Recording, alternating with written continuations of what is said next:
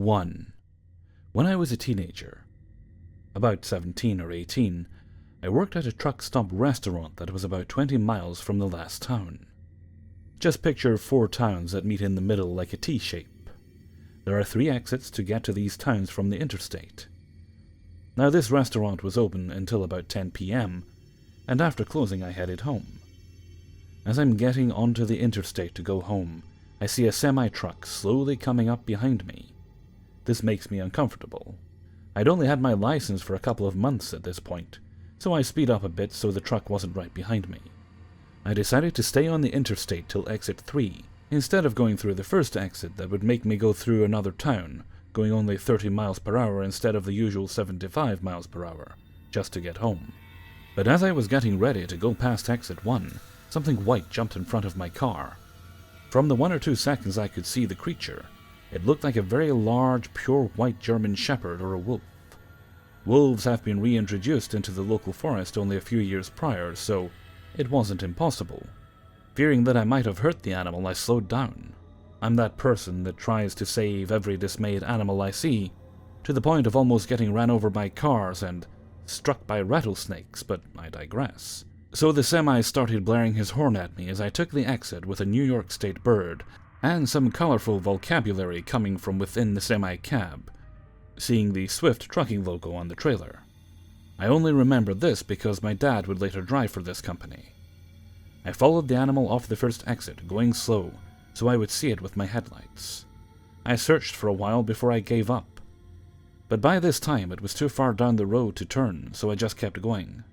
Upon getting home to a hysterical mom asking how I made it home, I was confused. Surely she knew I was at work. Why was she mad? I was only about 15 minutes late. Her seeing the confusion on my face calms down and says there was a horrible accident where a car drove into oncoming traffic after getting a ticket from a cop. The next day when I saw the bright red car and a semi-truck with the Swift logo in the service shop, I realized that if I hadn't taken the exit then, it would have been me that crashed into the oncoming car and probably would have died. That semi-driver lived with his daughter that was asleep in the sleeper of the truck, had died on impact, as well as the driver of the red car. To this day I believe that if I hadn't went that exit looking for some poor animal, I might not be here today. This was only the first time I saw an all-white animal that led me away from a potential death situation. 2. I have thought of writing this down many times. I have told it to many people and even gotten laughs. I thought I was lucky to get a new security system. I even had the lawn signs, the ones that advertise the house is protected by blah blah security company. The guy sold us a full system with motion system camera and all. At first we were not sure about getting the motion activated camera, but the salesman said our cats wouldn't set it off. Now my wife and I are spiritual people. We do believe in the hereafter and all. So, we've had the security system for several months, no problems. The cats never once setting off the alarm. Then one day I was working on a multi-million-dollar project. I was working in research and development at the time. I got a call from the security company. Break-in, motion detected in the living room. I told them to send cops now. I changed into my street clothes, since I was wearing lab gear, got in my car, and was able to beat the cops to my house. Once they arrived, I showed them my ID and told them to search the house. They swept the whole house with guns drawn. They came out of the house, not finding anyone inside the house. Now here's the thing. No doors or windows forced open. All were locked. So nothing was here to set the alarm off. I took the rest of the day off and waited for my wife to come home. This is where it all goes crazy. I signed into the security company's website to see what my camera might have caught. I could not believe my eyes as I pulled up the photos. One photo shows a grey mass crouched beside the fireplace. The mass looked like a teddy bear with short arms and legs but no head. In the next picture, the mass was fading through the wall. After talking with my wife and scratching our heads, we shrugged it off and carried on as normal. At this point you may question me. Trust me, I did the research. We had 2 cats. but they did not set off the system. Many people claimed it had to be the cats, yet why had the cats never set it off in the prior months? The second time proved it. So months later, guess what? Yep, I had to leave work again in the middle of a multi-million-dollar project. Once again, I got home before police. I tell them it's okay for entry. Once again, it's nothing. The cops found nothing. I told them about the first time I pulled up the camera photos and showed them to the cops. We shivered when we looked. On our couch was a spirit. Oh, and for the cats, they were both looking at it, so cats are evil, yet they did not set off the system. Second picture, it was fading away. It looked like something sitting on my spot in the couch. The story does not end there, but that is the only part where I have photos as proof. It's not that scary, but we deal with this every day. Things moved. My wife and I talked about it, and we heard noises. We've smelled flowers and have seen things. Yeah, we are haunted, but we could not get the buggers arrested. 2 times I have slipped arrest. 3. This story takes place many years ago when I was a naive 18-year-old female. If this were to happen today, it would have had a far, far different outcome. I was 18 and on my own, working a shit job at a gas station across from an airport. We offered valet and long-term parking that was slightly cheaper than the airport's long-term parking. Because of this service, in the wealthy part of town we got a lot of rich assholes coming to our gas station. The kind of rich assholes who will do anything to save $1, even though they have plenty. But I digress. Beside our parking area out back, there was also a mechanic's bay attached to the same building, just facing the back. Working with me the evening the story takes place was Tom.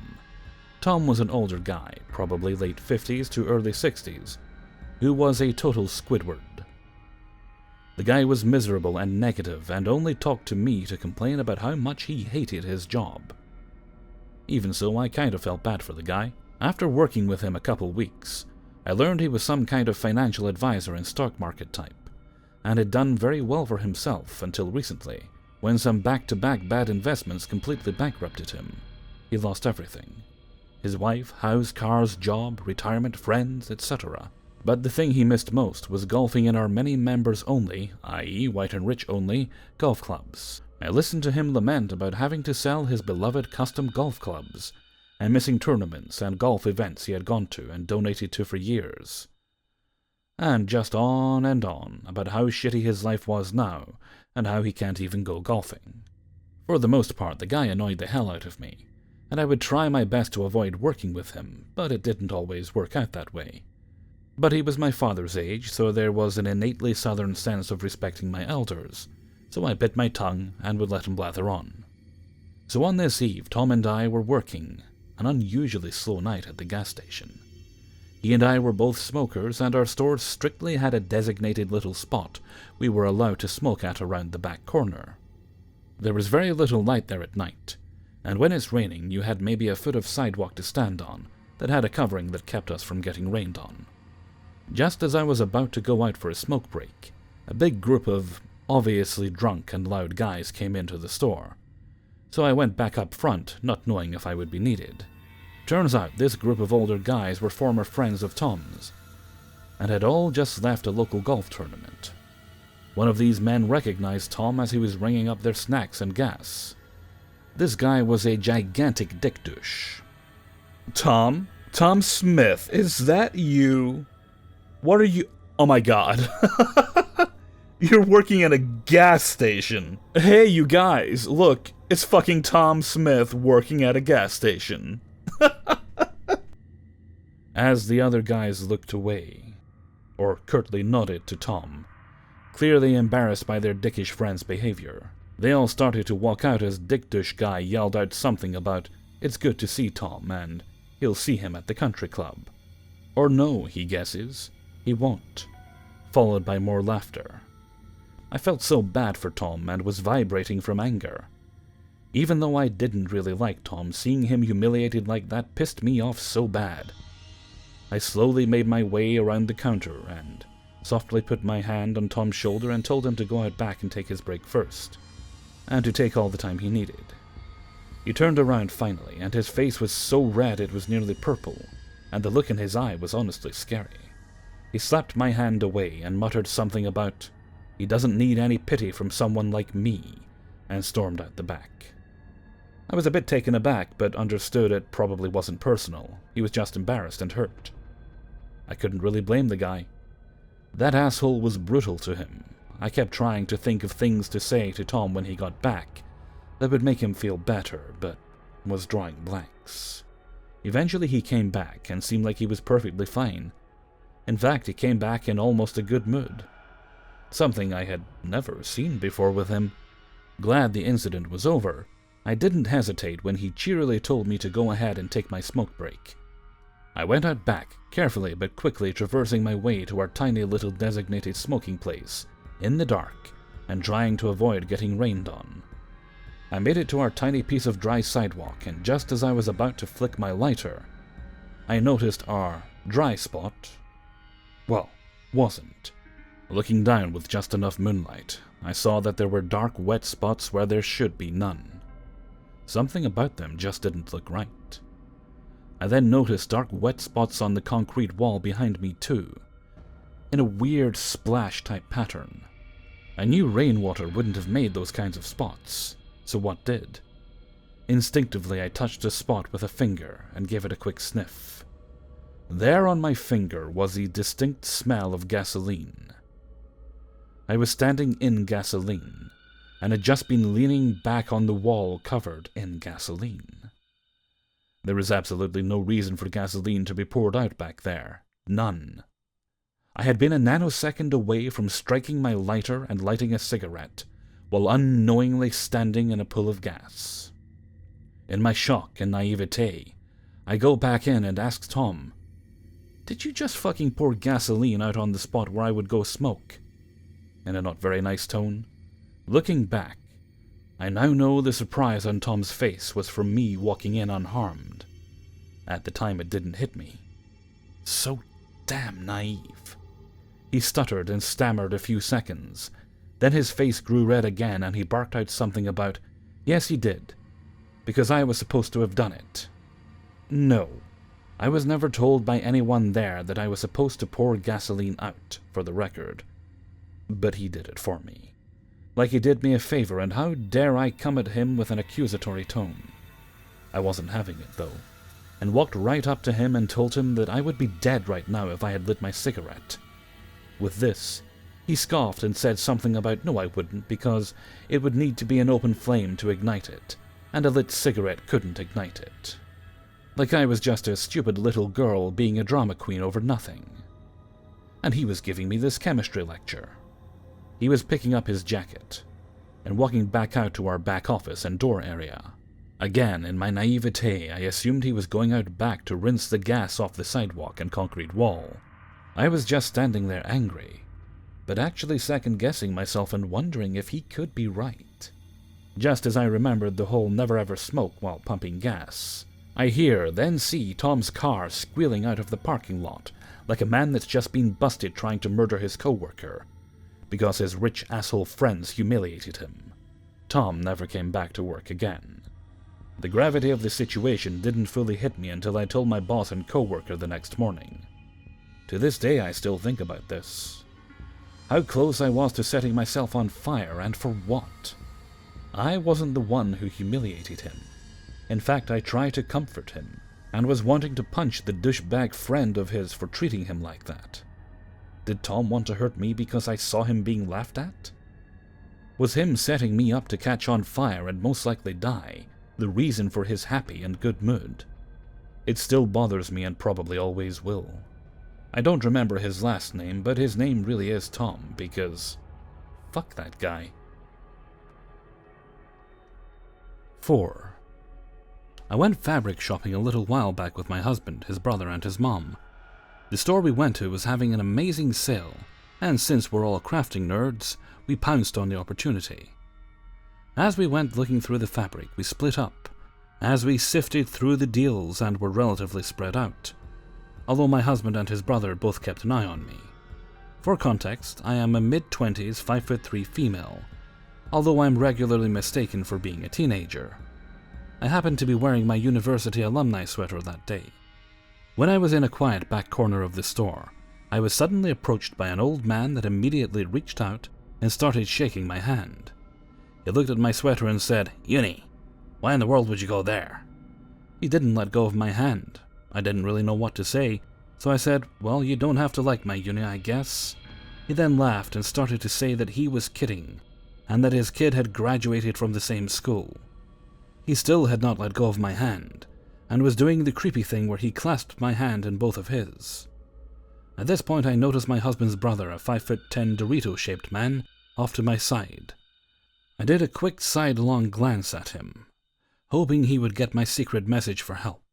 The old man holding my hand turned and looked at my brother-in-law, who had puffed himself up a bit and was giving the old man a stern look. I told him that was my brother, and he asked, "Oh, is he going to beat me up?" I said, "Well, maybe." After that, the man hurried, said something to try and reinforce that he was just joking, then shuffled off quickly, finally releasing my hand. My brother-in-law walked over to me and I thanked him for rescuing me.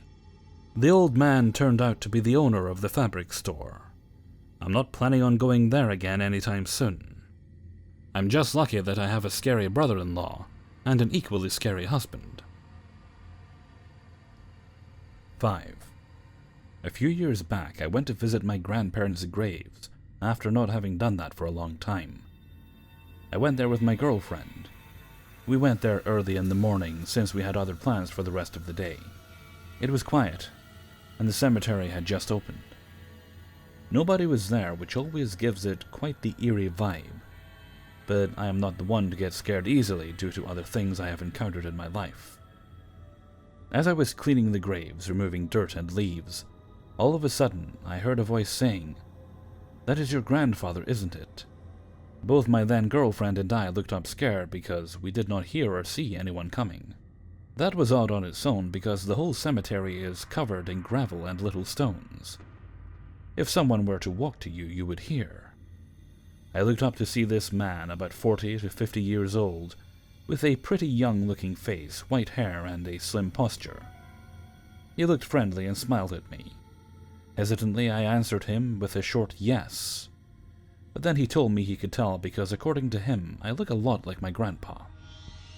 I never personally knew my grandpa since he passed away when my father was 11 years old, due to a brain tumor. My dad never talks about grandpa. Must have been a traumatic experience. So even though this man seemingly appeared out of nowhere, I was happy to find someone that could tell me something about my grandpa. The man went on to say that my grandpa was a very kind man that was loved by many, and that he used to play soccer together with my grandpa and uncle. After talking a bit, the man told us he was going back to the grave of his wife, and he pointed at it. We wished him well and saw him walk to the grave. My ex and I looked at each other, and the first thing she said was, "Where did that man come from?" I was just as stunned by it as her. We looked at each other for a while, and when I looked up again, the man had vanished. We both got a bit uneasy at that point. Without saying a word, I stood up and walked to the grave he had been standing by. It was indeed the grave of a woman, but according to the grave, she passed away in the 70s, at the age of about 40. This made no sense to us at all, since the man himself looked like he was about 45 to 50 years old, meaning he would have been about 10 years old around the time his supposed wife had passed away, at the age of 40. We looked all around the cemetery, but couldn't find a trace of the man. He had vanished as quickly as he had appeared in front of us. That was the point that my ex and I decided to get out of there. We didn't feel comfortable anymore. Later that week, I went to my dad and told him the story. He asked for the man's name, so I told him what I saw on the wife's gravestone. My dad didn't know that name at all. So did I talk to a ghost, and who was it? Could it have been my grandpa acting like someone else in order to not scare us? To this day, I have never been able to figure it out, and never got the courage to go back there again. Hey everybody, Hellfreezer here, and thank you very much for listening to 5 True Scary Subscriber Stories 72. And thank you very much to everybody who sent in stories for use in this video. If you yourself have a story of your own you'd like me to read, then please do send it to kingofthecities@gmail.com You can find the email in the description of every video. Alrighty, I'm going to keep the rest of this outro quite short because I've got a lot of work to do this week. I've got a Q&A to get prepared and recorded for Friday's video, and Friday's paranormal video is also going to be super duper long. I'm not sure exactly how long, but I think maybe about an hour-ish, plus the Q&A on at the end of it, however long that'll run. So I'm going to head off and get to work on that. So until next time, thank you very much for listening, and take very good care of yourselves.